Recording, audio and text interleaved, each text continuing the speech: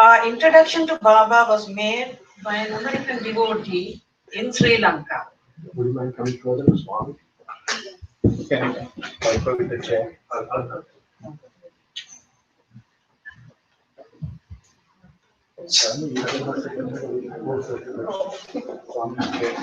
Is this okay? Okay.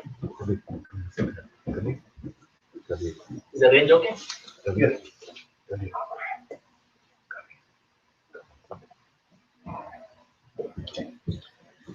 Our introduction to Baba was made by an American devotee by the name of Hilda Charlton from New York, who came to Colombo, Sri Lanka in 1965.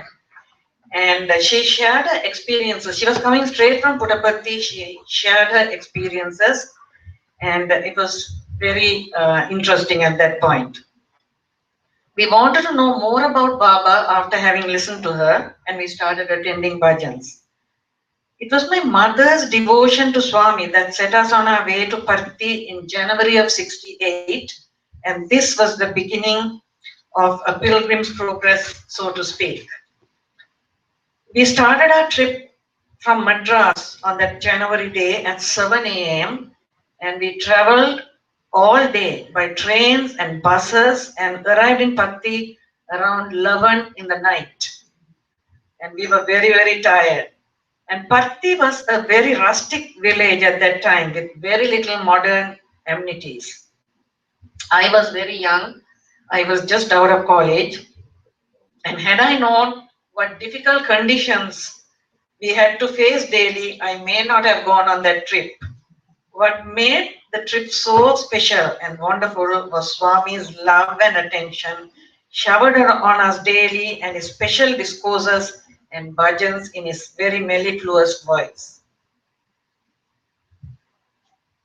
The day after we arrived, it was a Thursday and Vaikuntha Ekadasi, and we were given Amrit by Baba himself, dipping a tiny spoon in a small silver vessel. This was a vessel where the Amrit was never ending. As he never dipped a spoon below the rim, almost 200 devotees were given Amrit by Baba. My brothers and cousins were very curious and they were able to follow Baba behind the devotee lines to see where the Amrit was coming from. It was all very relaxed due to the very small crowd, unlike today. Swami's love and grace kept drawing us to his presence several times to Brindavan, his ashram outside Bangalore and Parthi. In one of our interviews in Brindavan, it happened to be my mother's birthday. And Baba gave us all Mysore Pak, an Indian sweet. He materialized it from his palm, and each of us got a handful. It was very warm, like it had just been cooked. And my mother got an extra share, as she was the birthday girl. The trips in the early days were physically extremely challenging, but spiritually very, very satisfying. I would like to share an experience of a Guru Poornima celebration in Baba's presence I was lucky enough to be in. In 1994, Guru Poornima was celebrated in Brindavan as Sai Kulvanthal was under construction in Parthi. We lined up at 2 in the morning for Baba's darshan at 8 in the morning, and all the long hours of patiently waiting were rewarded by Baba coming and standing next to me with a smile and his palm raised in blessing. I would like to share a brief part of the message given by Baba. Gu means darkness, Ru means one who dispels darkness. The preceptor who dispels the darkness of ignorance from the mind. Hence, you should fill your minds with love that will be resulting in total devotion. As the years went by and the crowd started increasing, the accommodation in the ashrams became more comfortable for the devotees. But interviews became less and less, and Baba started becoming a little orange dot in the distance with very little interaction with us. It was a challenge to be happy without the personal attention I had got so used to. It was during this time that Baba saying, have an inner view, not an interview, became very popular. Nonetheless, it continued to be a challenge. By Baba's immense grace, over the years, from wanting constant attention from him, I started appreciating every little blessing that was given to me. This subtle change in attitude did not happen overnight, but it enabled me to progress spiritually in my own time with an attitude of gratitude. In the early days when we were called in for various interviews, our extended family consisted of teenagers, my brothers and cousin, and my mother and her sister who were in their early 40s.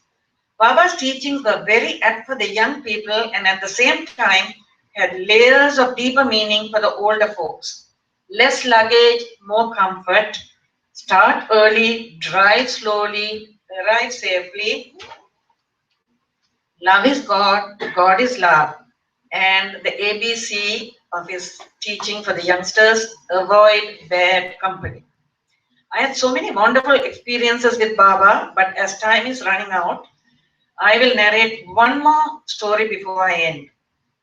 One time when we were in Vrindavan as usual, Baba came out to give darshan and we could see dark clouds gathering on both sides of the horizon. It started pouring on both sides. It was like there was a canopy over the heads of us devotees and we were dry.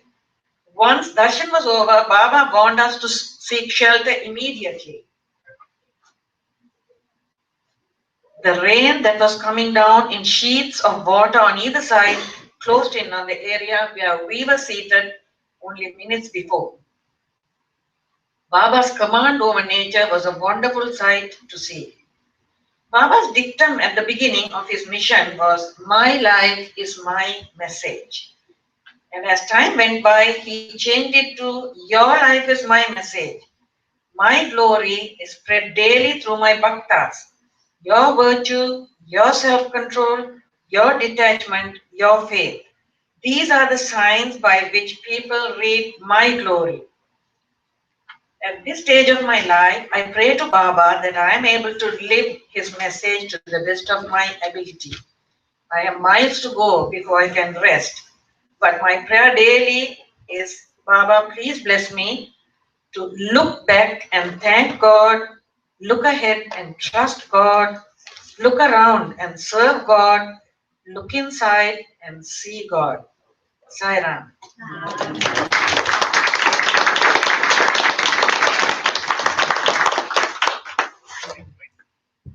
Sai Ram. Sairam.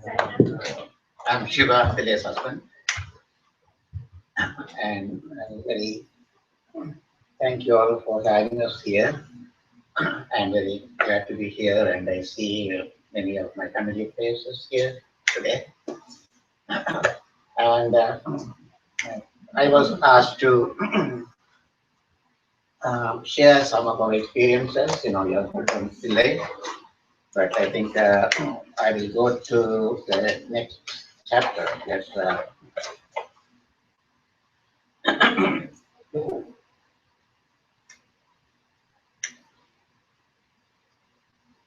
Okay.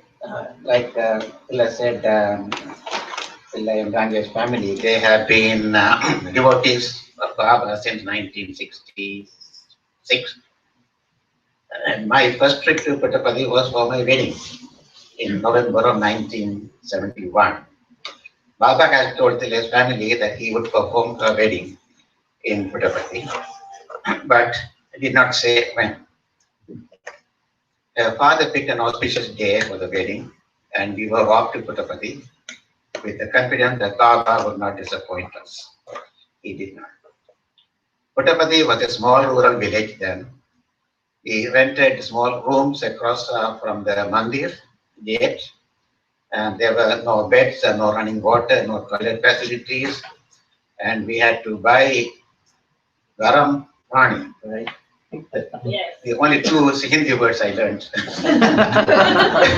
Hot water. Hot water. So it was, we had to get up very early to go go to the Rajans, such as for the hot water for the bath.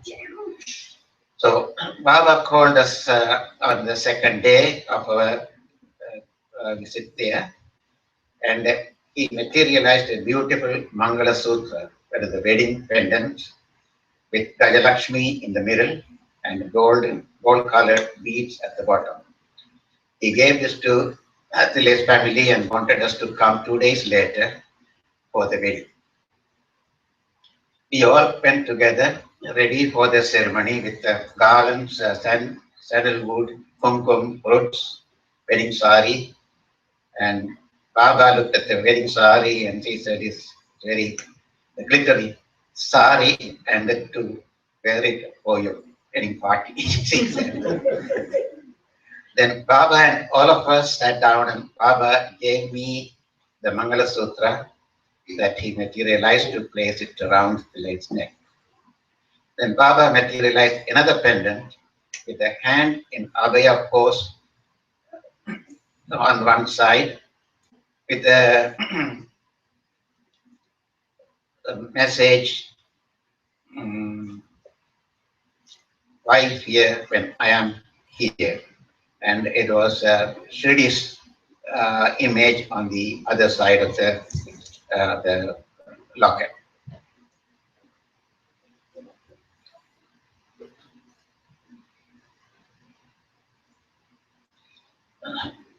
So Baba attached it to the gold chain that Thillai brought, and so Baba gave that to me and asked me to put that around Thillai's neck also. Baba held his hands above our heads and chanted mantras and blessed us with sacred rice that was materialized, dropping from his hands over our head.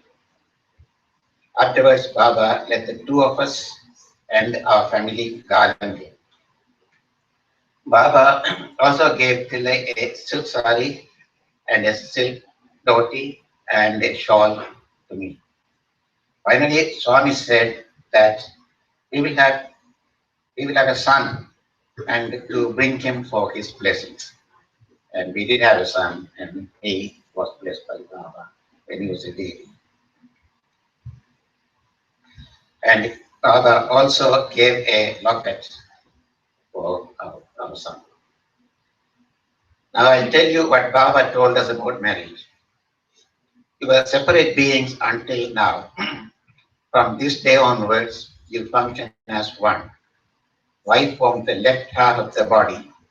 Now remember, the left half is controlled by the right side of the brain. And the husband, the right half. Both of you have to make adjustments to suit each other. You should not reveal to others any troubles or problems you might have had.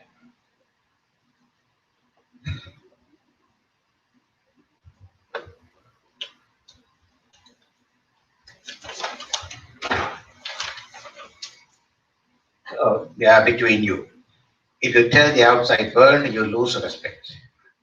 Settle your problems amicably between yourselves. Then life becomes sorghum, heaven. The wife must help the husband in all his activities.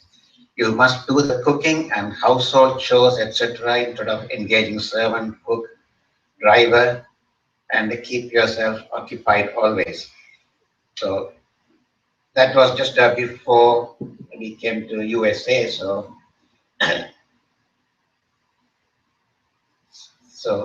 we had no choice but to follow his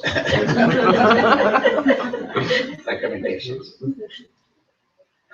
Until our wedding and Baba's influence on me, I followed our Hindu religion.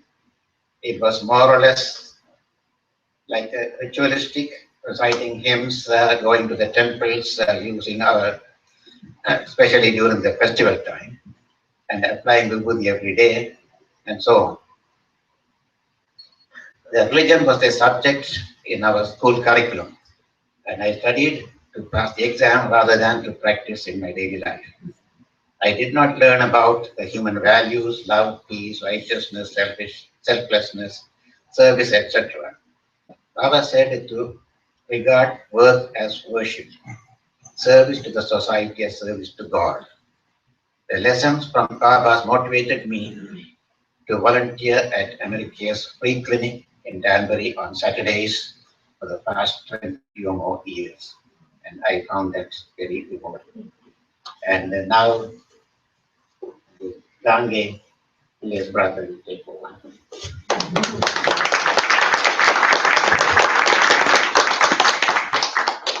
My salutations and prostrations to our divine Lord and Master, Bhagavan Sri Satya Sai Baba. Saram, everyone. It was initiated by Brother Kumar 6 months ago because it was winter time. I said, let's wait till summer. And then I heard nothing from Kumar till Brother Al calls me 2 weeks ago and says, how about coming on Guru Poornima day, or at least on 17th of July, where we are celebrating Guru Poornima and talking about the experience.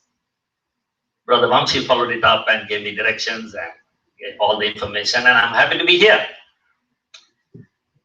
So as initiated by Kumar, I'm going to talk about how I got into Swami's fold. As Thillai mentioned, it was an American psychologist by the name Hilda Charlton who initiated or who introduced Swami to Sri Lanka. I was a teenager at that time, not having much information on spirituality. So when Hilda Charlton said that an avatar has come down, I was trying to get the exact meaning of avatar. In today's technology, today's world, it would be nice to say cosmic energy or divine energy taking human form is avatar. I'm sure you all will agree with that. So, being a student studying science in school at that time, so I thought, okay, cosmic energy or divine energy has taken the form of avatar. Now, one thing we have to remember, 14,000 years ago, it was Lord Rama.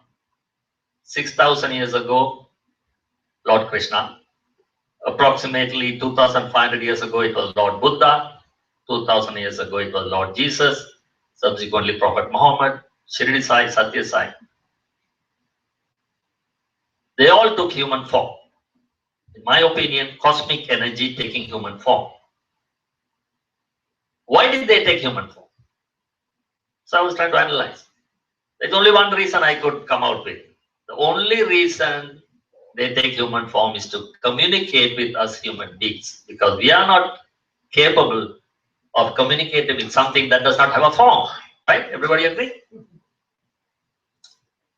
So why do they take human form? To communicate with us. When do they take human form? Again, easy.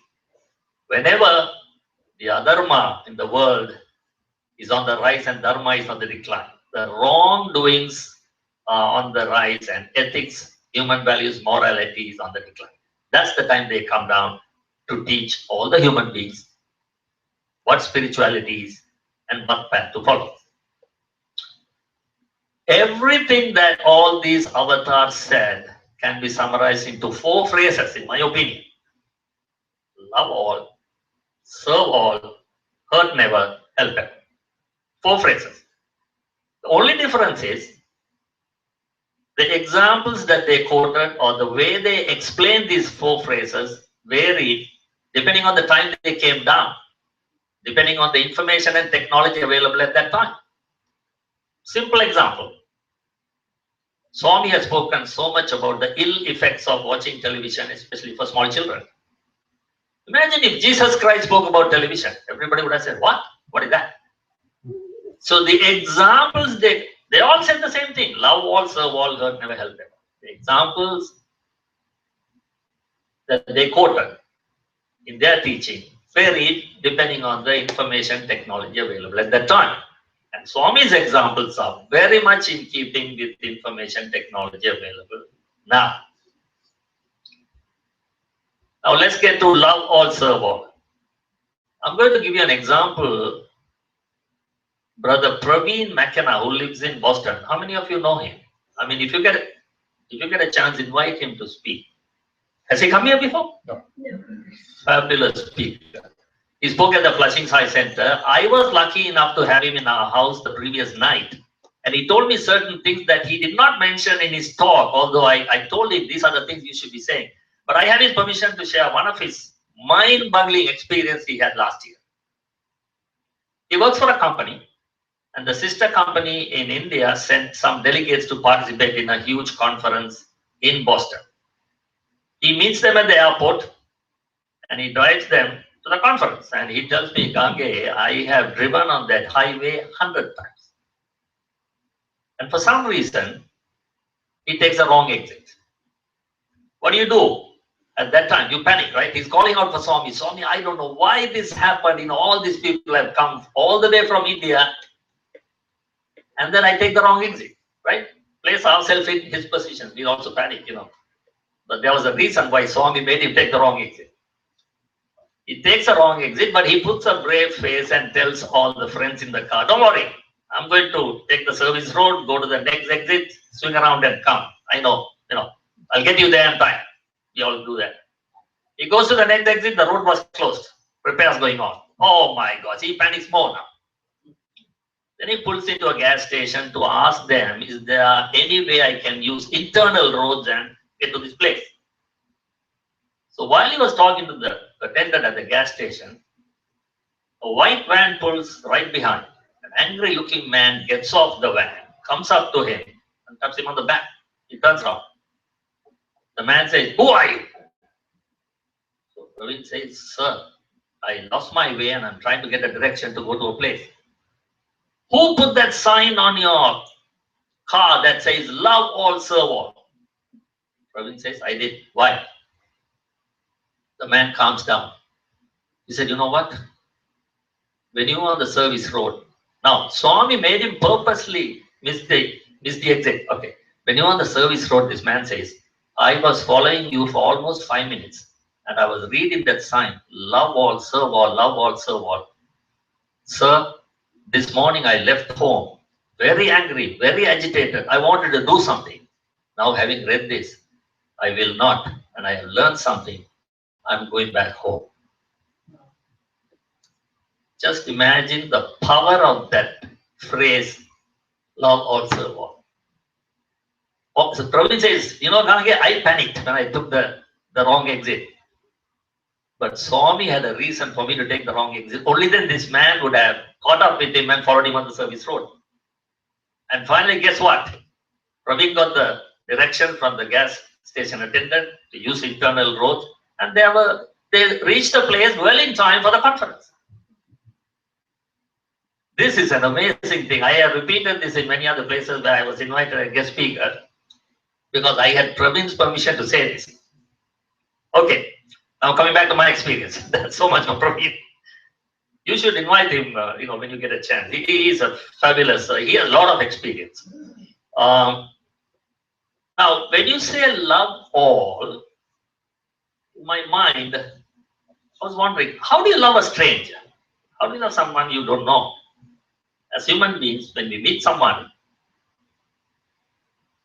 whom we don't know, how do we develop love? Or how do we develop love towards someone whom you know, but he doesn't think the way you think and he's constantly annoying you, irritating you? So I gave it a thought, and then came bright idea. What is Swami's definition of light? Anybody? Those who have studied physics will think in terms of wavelength and particle movement, not the scientific definition. Don't even go there. What is Swami's definition of light? Swami says, absence of darkness is light. So absence of negativity in your heart is love. Don't go in search of love. Then it becomes a strain. Just remove the negative feelings or any negativity. If and when it comes into your heart, you're left with love. So I thought, oh wow, what an example that Swami gives. So if you meet a stranger, or if there's somebody in your office constantly seated in the next cubicle, talking negative things, irritating you, annoying you, remove the negative. Don't think anything negative about that person. Remove the darkness, you are left with light. Remove the negativity, you are left with light. Love. How beautifully Swami explains. There's another thing that I thought of. Tell me whether you agree. If you cannot love somebody genuinely, pretend to love that person. Keep pretending for some time. If you genuinely pretend, with the first 3 letters PRE will drop off and you will tend to love that person. Keep going, don't stop. T will drop off and you will end to love that person. Good remedy? Yes. It's also called fake it till you make it. There you go. You took the words out of my mouth. This is the next thing I want to say. At least there should be a starting point. So love is a very strong weapon, and Swami always says, remove negative feelings, remove the darkness, you're left with love. Now, a commonly asked question, which also was in my mind for a long time. If God is present everywhere, why go to a place of worship? Why go to a synagogue? Why go to a temple? Why go to a mosque? Why go to a church? Or, in keeping with today's talk, if Swami is present everywhere, why go to a center? This thing came in my mind. I'm sure every one of you have different answers. Let me give you the answer that I very much cherish. Sun's energy gives us heat and light. Let's take the heat part of it. You take a piece of cloth and place it on the sidewalk on a hot day, very hot day. The cloth is surrounded by heat energy. Nothing happens to the cloth. You touch it, it will be a little warm. You bring a lens and focus it on the cloth. What happens? Immediately it will burn. What does the lens do? It absorbs all the heat energy and transfers that to the cloth. Similarly, the activities that takes place in a center is the lens that I'm talking about. By the activity that takes place in the center, the divine energy or the cosmic energy is absorbed and it's transferred to your heart. Remember, a broken lens will not do the job, right? So if the activities are broken, devotion activity, education activity, service activity, it's not going to do the job. It's not going to help the devotees come to the center. It is very important. The office bearers take all these activities seriously. An office bearer's job is a full-time job. It's not a it's not a Sunday job. Constantly you should be thinking of, okay, what am I going to do next Sunday? How am I going to do this activity? How am I going to make the cosmic energy reach the devotee's heart through that particular field? I mean, you have a devotion coordinator, you have education coordinator, you have a service coordinator. So that lens that I'm talking about is the activity that takes place in the center. Now, Swami encourages everyone to be part of a Sai organization, right? He says, what happens in a Sai organization? There are 3 branches: devotion, education, and service. Swami always says, if you're following a particular religion, be true to your religion. If you're a Christian, be a true Christian. If you're a Hindu, be a true Hindu. If you're a Buddhist, be a true Buddhist. What does he mean by that? Let me tell you, in my opinion, all religions have rituals. When you go to a place of worship, you have rituals. When he says, if you're a Hindu, be a true Hindu. If you're a Christian, be a true Christian. If you're a Muslim, be a true Muslim. He says, try to understand fully why you are doing what you are doing. When you go to a place of worship, there are rituals. Some of us do the rituals without knowing why we are doing. If somebody asks, hey, Gange, why are you doing that? No, because the other person is doing that, I'm doing it. Why are you reciting Om 3 times? Why not 4 times? I don't know, others are saying 3 times, so I'm doing 3 times. See, it's very important, Swami says. The best effect that spirituality can have in us is to understand everybody. Try to, it's self-inquiry. Why am I doing this? Why are you doing what you're doing? Now let's get to the devotion side. We have bhajans, we have study circles, we recite Vedas, whatever. Bhajans. Why are bhajans important? I'm sure you can give many reasons, but I'm going to give you the reason that Swami gave first time when we came to know him 50 years ago. Swami compares the human mind with that of a snake that goes zigzag all the time. He says human mind is going zigzag all the time. Now when the snake charmer plays the flute, the snake that goes zigzag comes to a standstill and concentrates on the flute. The human mind that goes zigzag, when bhajans are sung, beautiful tune in praise of Lord, your mind comes to a standstill and constantly you are thinking of the Lord. How it helps spiritually. Study circles. How does that help? I'll tell you how that helps me. I make the point to attend all the study circle at Flushing Sai Center where I regularly go. For me, study circles is continuing education in spirituality. What is continuing education? I'll tell you about myself. I'm a professional engineer. Every year, to keep my engineering license intact, for the license to be effective or to not to lose my license, I'm required to attend certain seminars, certain courses, which give so many points. At the end of the year, all those points, I forward it to the education department in Albany. What do they teach in these seminars or these courses that I attend? They are not telling me anything new, everything that I have learned in the university. But everything is not in my mind. Most of them are in the back burner. Based on what I do at that time, I am not practicing everything that I learned in engineering. If I work for a company, I'm practicing what is required by that company, right?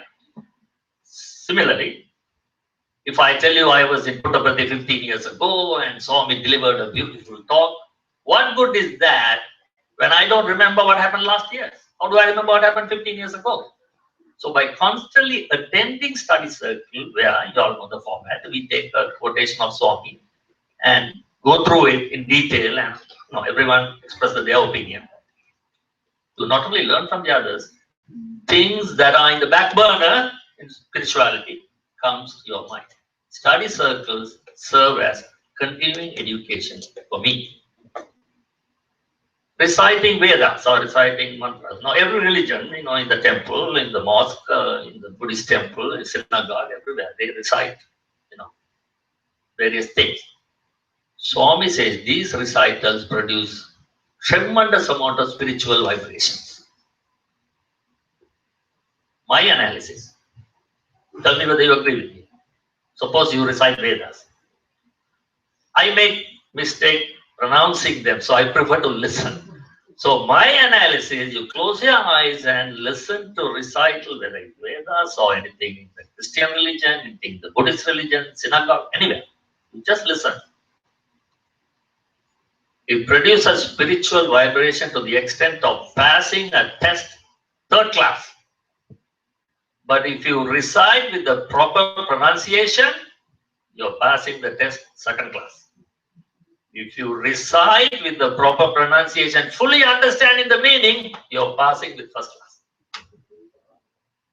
So we are all at different levels, but one thing certain, Swami himself has said that it produces so much spiritual vibration, singing bhajans, reciting Vedas and things like that. Now, what do we do? This is so much for devotion. What do we do in service? Service activities. Swami has defined service differently than how it's done in other. Many organizations do service, brothers and sisters. Some of the organizations, if they do service that's worth $10, they would spend $100 to advertise it.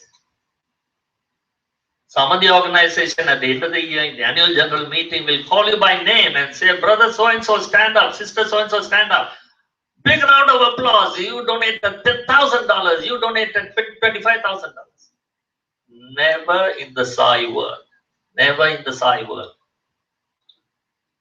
Because Swami keeps our ego down so beautifully. Swami says, serving another individual is you serving the God within you.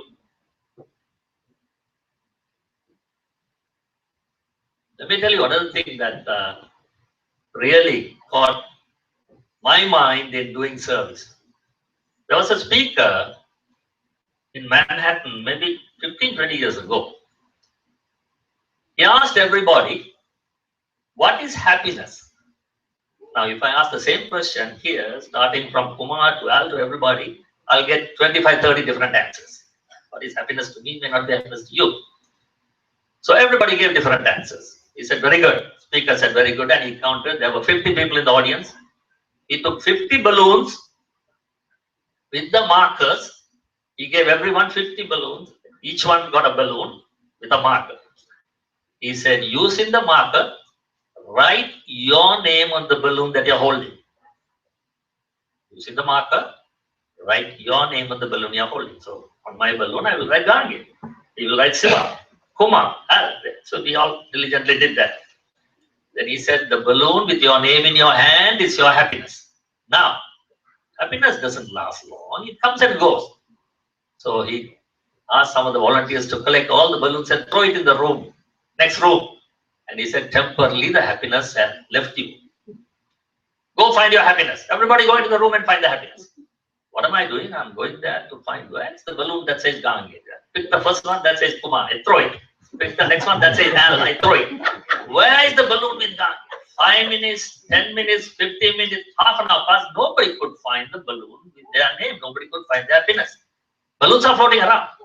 He said, the speaker said, stop. This is exactly what we are doing in today's world.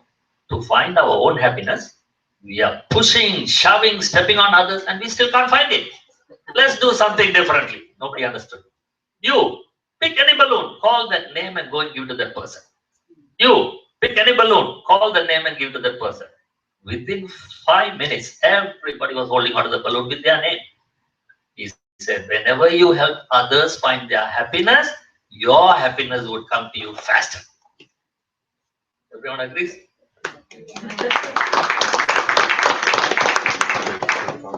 This is something that really caught my mind, and that prompted me to spend a lot of time doing service.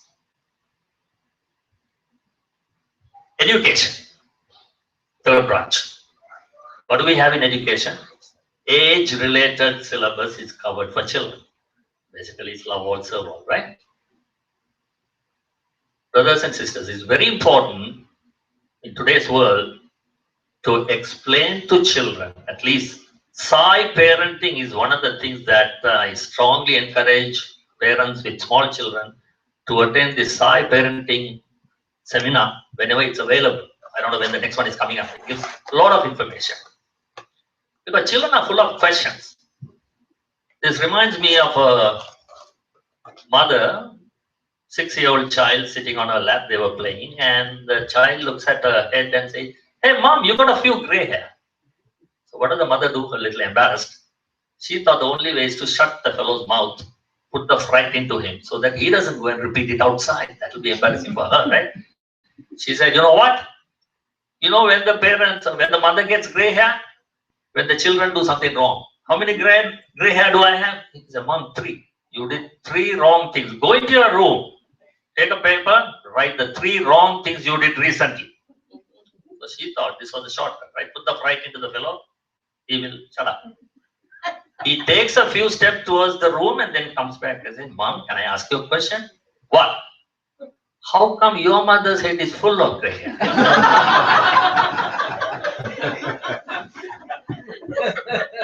The reason I touched on Sai parenting is, brothers and sisters, this is very important, and they're not going to directly tell you jokes in Sai parenting, but they're going to teach you a lot of important information.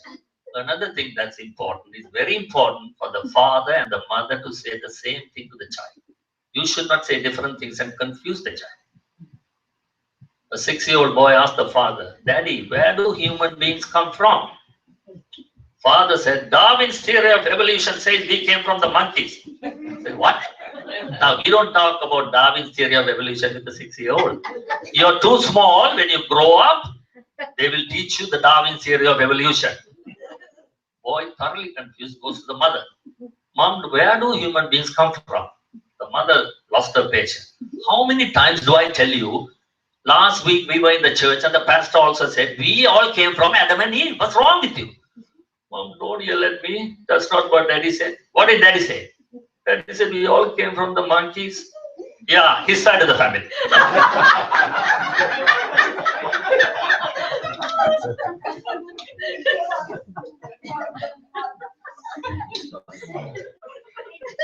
I didn't come here to do a stand-up comedy, but I'm glad that you guys are able to understand what I'm trying to tell you.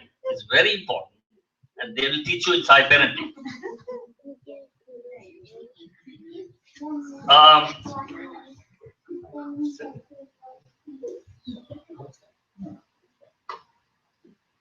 15 more minutes? 5 minutes? Yeah, 5 minutes and 5 minutes. Yeah, okay. One of the things, let me get to the interview. One of the things that Siva was explaining about his wedding, the pendant that Swami metallized for Thillai, the Mangali Sutra, I don't know whether he gave the description of that. It was almost as big as Swami's palm. It was a round pendant in a lotus flower. Goddess Lakshmi is seated on a lotus flower. 2 elephants with their trunk raised on either side with beads hanging down. Am I saying that correctly? Beautiful pendant. Now let me get into our first interview that we had January 13th, 1968. For those of you who have gone into the interview room in Puttaparthi, I'm trying to describe this how it looked in January of 1968.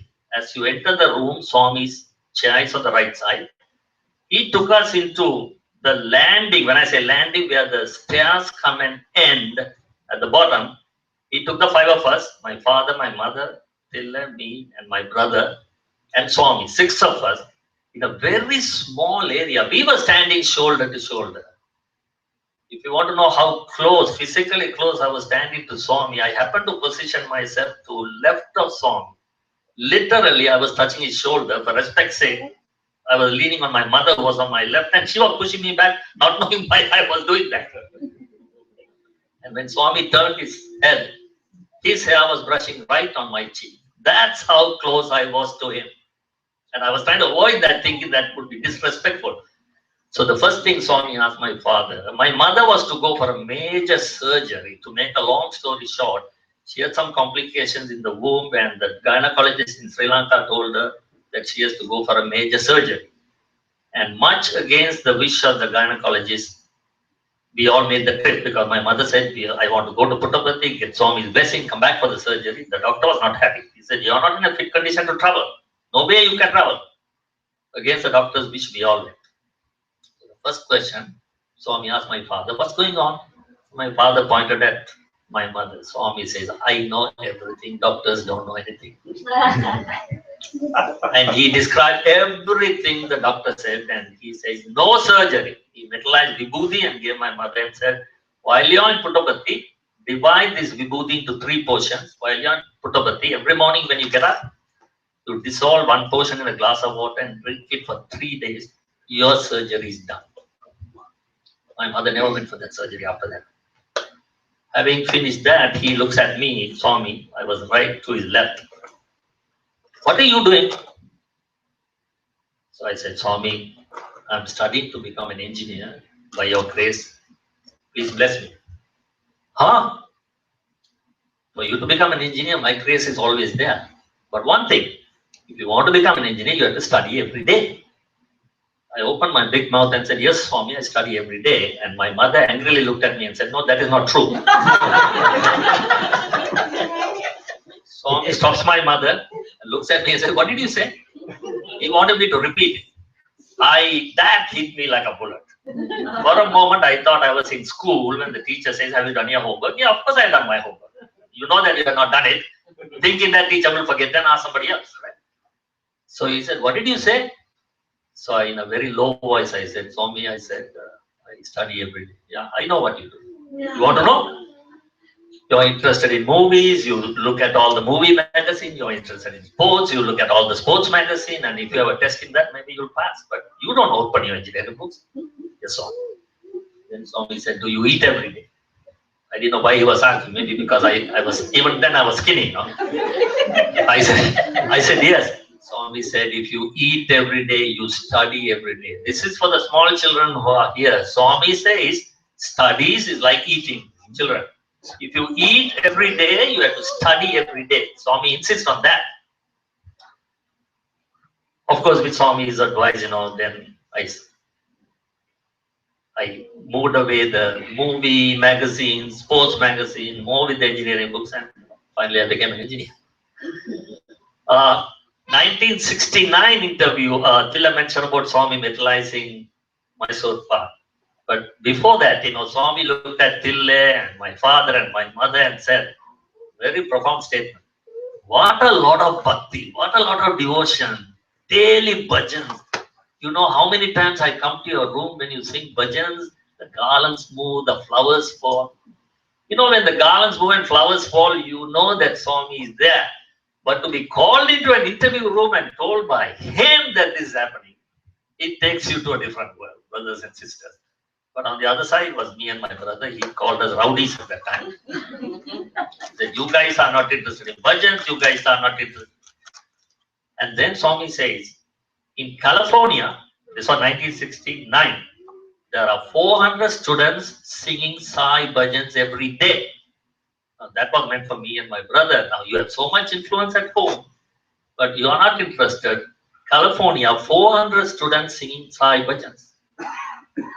And then he looks at me and says, you know the President of United States? 1969 was Nixon. I said, yeah, Swami Nixon. We are doing a pop quiz. No, before Nixon. So my brother says, Swami Johnson. Yes. Johnson's brother-in-law is a Sai devotee. His name is Joseph Raymond. Correct? That's it. Yeah. Joseph Raymond. 1969, brothers and sisters, Swami's name has got into the White House. I know that. But for political reasons, then I'm going to talk about it. Even today, even if President Obama knows about Swami, then see, politics doesn't match too much with spirituality. So they are not going to discuss. 1969, this was. Then you have described about your wedding and everything. We were fortunate to have another interview in 1970. That's when we again went and we were trying to finalize the date for Siva's and Thillai's wedding. Then he was referring to Siva's younger sister who was not married, and they were waiting till she got married. And Swami said, don't worry, when you go back to Sri Lanka, you'll have the news that she's married. So line is clear for him to marry Thillai. That was one of the things he said in 1970. And Thillai described you on the interviews. I think because of lack of time, I should come another time and walk you through all the conversation, but I'm going to stop here and open the floor for any questions. Thank you, brothers and sisters. Siva. Question? No questions? So I have a question. Yes, sir. So you said you were a science student. So when did your transformation happen? When did you finally? It was over a period of time. That's a good question.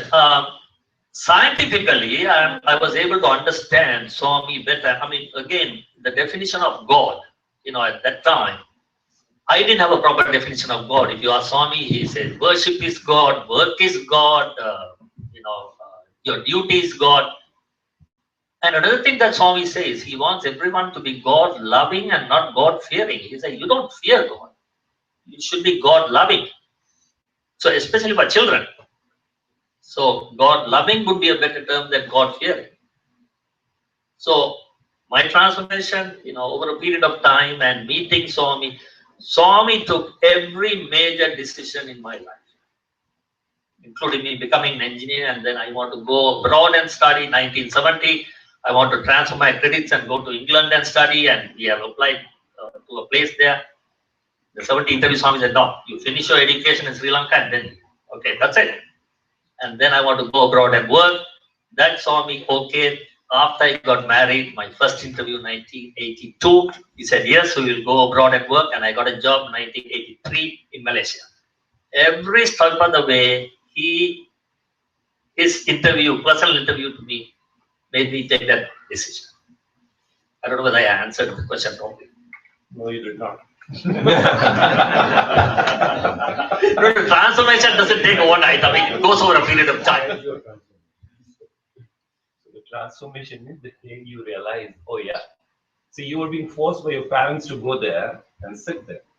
The day you realize that I want to go. The day you said, okay. With the first interview itself, the transformation started, and I wanted to go because of the things that he said, and because he put me in the right track to spend too much time reading movie books and sports books.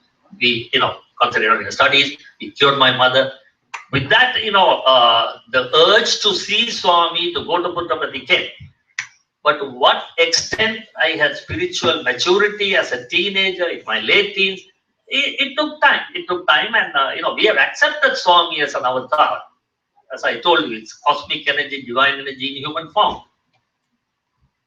The term God is a little controversial. You want to hear one more? In a school cafeteria, children have lined up to pick up. So there was a box of cookies and there was a sign. One cookie per child, God is watching, to put the fear into the children, right? So everybody took one and they started walking. They came to the end of the line. Box of apples, no sign. One wise student put a sign there. Take any number of apples because God is watching the cookies. This is where you have to be careful. Definition of God. Even today, I don't have a definition of God. But all what I do is Swami's teaching. Love all, serve all. Remove negativity from your heart. Automatically love comes in. Remove darkness from your heart. Automatically light comes in. So I don't have to go in search of light or go in search of love. Remove something for the other to enter.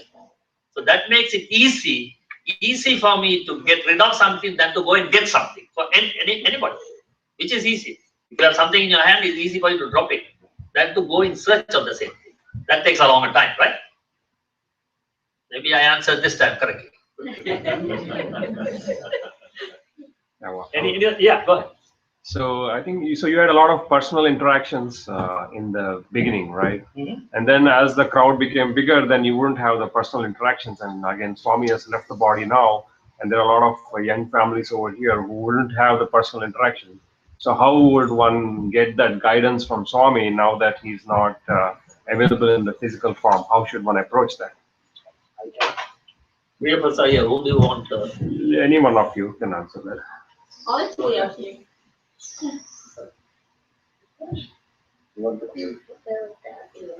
Can you give her the mic? Yeah, that's a But I want to play with question. On this side. No. Yeah, that's a good question. The only thing I can think of is if you believe in Baba, you have read enough about him, and for me, all the teachings that he has been giving us, they are still there, though he's gone. And if you can talk about that to the children and even the adults, for me, personally, the most important teaching is your life is my message. I'm very careful in my daily life not to do something that would bring a bad name for Baba, because I don't want people to say, she calls herself a devotee. This is what devotees are supposed to do. That alone helps me be very careful of each step I take each day. Again, this has come after years of knowing Baba. For anyone who's beginning, read his teachings and try to practice at least one each day. And you pray to Baba and open a book, and the answer will be there in his book. What you're going to follow, what your children are going to follow for that day. I hear him, or I feel him talking to me every day through his books. That's for me. I don't know whether it's good for everyone. Anything you want to share on that? Yeah, I think, yeah, we are all devotees, and we study, we read, and we attend our study circles. There's one is devotion, the other one is being practice what we learn. And if we follow his teachings, I think uh, we we can change, we can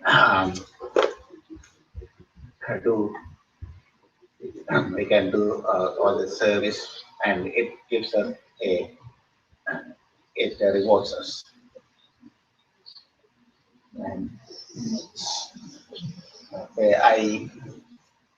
we can use these teachings in our daily life. We don't always have to be, doing what we do at the center or what we. Yeah, it is important for us um, to devote to sing bhajans to help us to practice that. But we do in life is the most important thing. Being loving, being caring, being doing service, and what Baba says, Satya Dharma Sati Prema, we practice those. Yeah, good question, Brother Vamshi. The physical form, as I told you, is only to communicate with us. And when I say communicate, I mean, if I come and share my experience and say, Swami told me if you eat every day, you have to study every day, that means everybody has to follow that. Swami cannot call 100 people and say the same thing. Doesn't make sense. If he tells one person, it's good enough for him to share with the others. Apart from the talks that he gives, which is open to everybody, talking to people who have had these interviews, having an interview with Swami or getting physically close to him is not a qualification at all. For Swami, for an avatar, everybody is equal. But if somebody happens to be there physically, talking to Swami, and if a message is given and if you share with others, that is as good as, Swami, giving the message to everybody. Yes? On that point, all these messages were earlier given by earlier prophets, as you mentioned, Krishna, Rama. Yeah. Yes. Yes. So why are avatar is physically needed after a few years? Why Sai Avatar is what? Why is this needed in this generation if the physical form is not really needed? When you say physical form, is all the avatars who came down, they left their physical form. But Swami clearly says, and all the avatars also said, the miracles they do, curing somebody, producing something, is like their calling card, just to attract the devotee towards them. It is their teachings, for you to understand the teaching and how much of teaching that we are putting into practice. So the physical form cannot be there all the time. Now my parents taught me my values. Their physical form is not there, they are both gone. But I have to understand and continue to practice. I understand. I'm really trying to relate the question Vamshi has put, and my question is to understand. Vamshi's question is, how do we get the guidance in the absence of Sai, in the physical absence of Sai? Of course, by reading his teachings, absolutely understanding his teachings and try to follow his teaching. When you not only understanding, put it to practice. So that's how you get the guidance. Swami said, one of my teachings is put into practice. I think on that point, I would say what he's asking is, the teachings were already available from Rama and Krishna. Why did Sai have to come again in physical form? This is exactly what I said. The examples that they quoted was very much in keeping with the technology and information available at that time. So if you read the Ramayana or Bhagavad Gita, those examples are very much in keeping with the love all, serve all, hurt never, help never. But Swami's examples is very much in keeping, the way he explains, the way he presents his teaching, very much in keeping with today's technology and today's information. This is exactly what I told you. If Jesus Christ spoke about the ill effects of watching television, everybody, what is television? But Swami speaks about how true that is. He says for small children, watching television is bad. So the examples that they quote. I would add just one thing to that. I mean, from our personal thing, why we come is because he can also inspire. The physical presence is inspiring also. Absolutely. Let me tell you, what your father taught you is what your great-great-great-grandfather, it comes down. But are you looking for what your great-grandfather told your grandfather, but your grandfather told your father? No, you're just what you're in touch with. Yes. What you're in contact with sits better in your head. Yeah, it's the same thing. Same thing. Thank you. Thank you so very, very, very much. Ramesh, you want to say something? Yeah, I Oh, want Ramesh. elaborate one. Yeah, Uncle Ramesh, I guess question. Lord Krishna in Gita said, right? You all know that.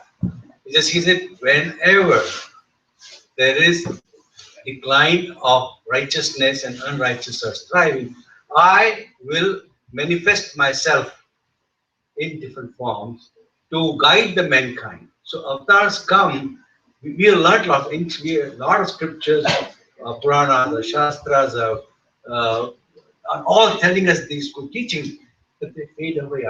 In the materialistic world, we tend to digress ourselves from what ancient things have said. The values are there. We just get material, got so much involved, we forget what's out there. So we need the God form to communicate with us. We can start practicing. Swami didn't say anything new. He just revived and made whatever was complicated into simple sentences. He didn't teach us Bhagavad Gita word to word, basically love all, serve all, help never, hurt never. If you can't oblige, you can speak obligingly. So those are profound statements, but he condensed them in simple things that we can understand and start participating. Thank you very much. Thank you. A big round of applause for Brother.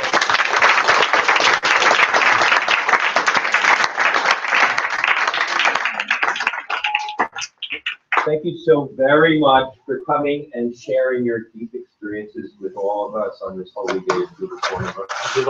Thank you so much. And now we all have potluck. If you would like to join us for lunch, everybody's welcome to. I just wanted to introduce our Swamiji from Wilton, Connecticut, who was kindly, graciously offered to come to us. I want to play Minecraft.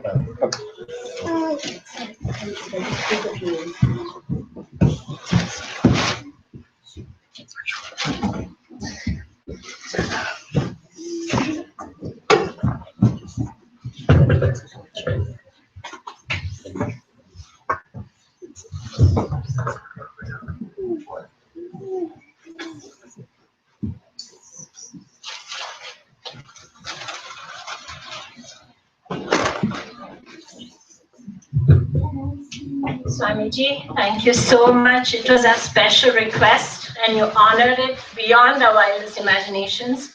Thank you so much. And this is like Swami coming personally. We just asked him, if you take one step, he will take 100 steps towards you. It's clearly in evidence here.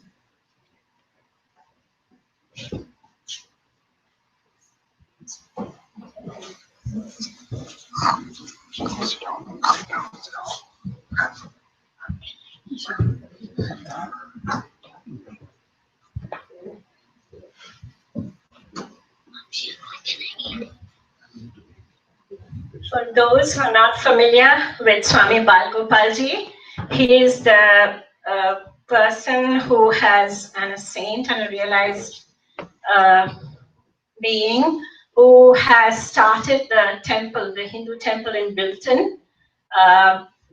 And just yesterday there was the big Prana Pratishthan of Ganesha and also of Kartikeya and Sindura Hanuman. We all happened to be there. And I happened to ask Swamiji if there was an extra garland that was unused. And this is, really, we took one step and you took 100. And I could be crying now, really. Thank you so much, Swamiji. Let's have one quick bhajan. Okay. One bhajan.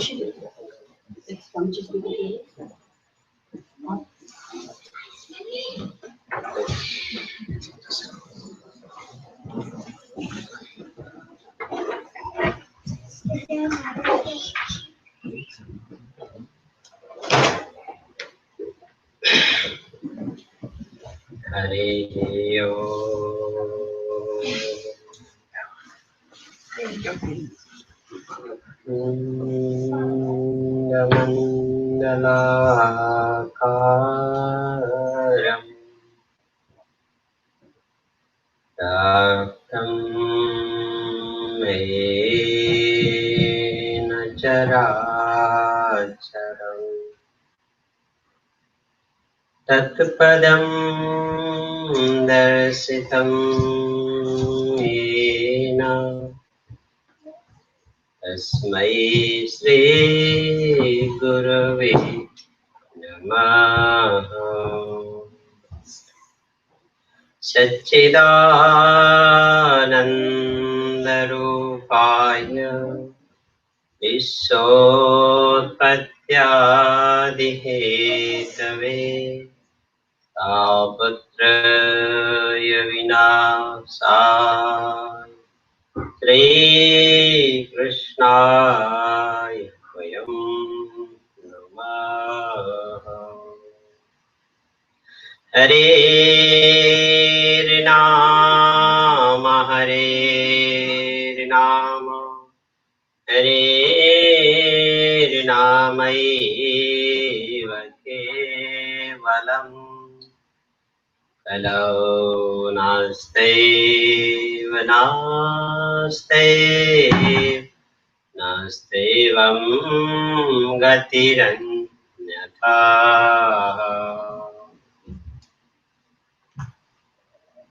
Param Parameswar Satya Sai Bhagavan, the devotee. It is a pleasure to be here once a while, sit together, who have love for the God. It is ultimate. It is wonderful. When a good love to someone, someplace, something, that can remain the void only. If you and I love to the who are the your touched heart, Gurudev, it is a wonderful. Yaloka Paramloki Satyaloki the Satyam Satyam Satyati Lokiti Lokat Tatvaita Satyatvaiti. Even though you can have a pleasure in there, when you can pleasure don't have you in your life while you are traveling after the body, even though you can remove all those things when you reach to the Almighty feet, your Guru's, your Bhagwan's love continue to remain with you. It is government pay you the only the 2.5% interest, but your punya's interest goes more than hundreds, doubles and doubles. So we have to be loved to the Gurudev, the Lord, like a Sabri. Even though her Guru passed away, but she had already waited. She continued waiting for the Bhagwan Ram to come. And even she had asked the her Gurudev, I doesn't want to be leave here without you, I had to be go. But Gurudev had said, Sabri, it was your wish to see the Bhagwan Ram. Does not matter to me, it's matter to you. Matter to your and Bhagwan's connections. You have to be see, otherwise someone can blame. Guru means who can attach. Yoga, who can join with one to the another. It is a very important. And also I could say it is like that. Once you have in your heart, you can think something. If you have not selfishness in there, you can really achieve to the Paramatma's happiness. That's how we know it. Because when I was small, those people have only tell me how to do it. Even they had not done it. Does not matter. Your elders have done same thing. Whatever you supposed to be do, whatever they telling you, once you innerly, purely do it, that something you can achieve whatever you and I wanted. I have that request to all of you, beginning of this week of the Guru Poornima, especially Japam, Dhyanam is important. You can close your eyes. You can continue. Visualize your Gurudev. Close your eyes. I can let you to the Guru Dhyana. Even the Baba body is not here. Livelihood is not here, but he is there. Oh, Baba, you are the Satya. You are the Sai means Malik. You own the truth. I may have a weakness my eyes, I may have a weakness my nose. All the Panchabhautik Sarir always have a weak. I'm doing to the dhyan for you, take away to the all the my sin. Oh, Baba, I can be pure by your darshan. Let up me, raise up me. I can reach where there you are, divine lotus, Singhasan. You have the nice feet, where there you have put it in the lotus flower. Lotus flower wanted to the 1,000 years. Tapasya after your feet to be touched there. Your feet are very nice. And continue watching to your toes. First is the right side of the finger of the feet. Continue forward. I can see the left side of your feet. Until the ankles, I could see that your saffron cloth has covered to your body.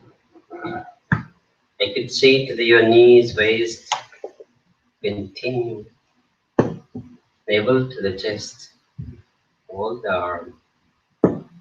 I feel myself to your blessing to your hands to on my head, all the 5 fingers to the rounds. Your palm is in center of my chakra on my head. I'm such a blessed.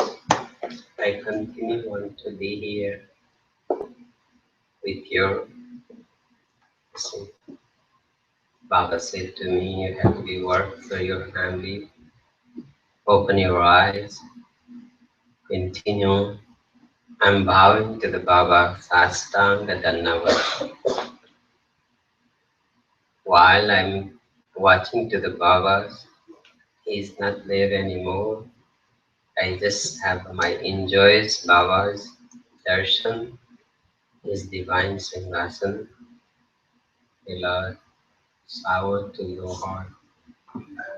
All part of the body can be energetic.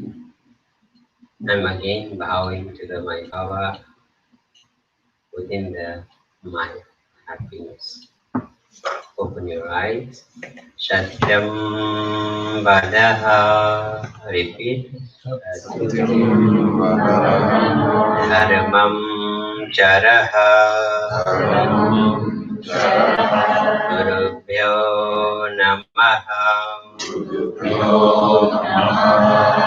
Everyone repeated Sri Guru Devam Naumi Tamevam Gatmadmanam Rahita Vikaram Sri Guru Devam Naumi Tamevam Gatmadmanam Rahita Vikaram. What I and you should do. Nityam Dheya Nityam Geya Gatmadmanam Rahita Vikaram Gatmadmanam Rahita Vikaram. At the side of the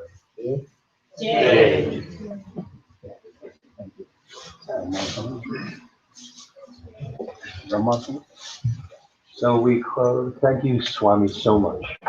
Jairam, thank you for coming. Thank you for leading us in meditation and lecture. Jairam, everybody. Let's close with the unity prayer, and we will also close finally Brahmatanam, but let's have our normal prayers.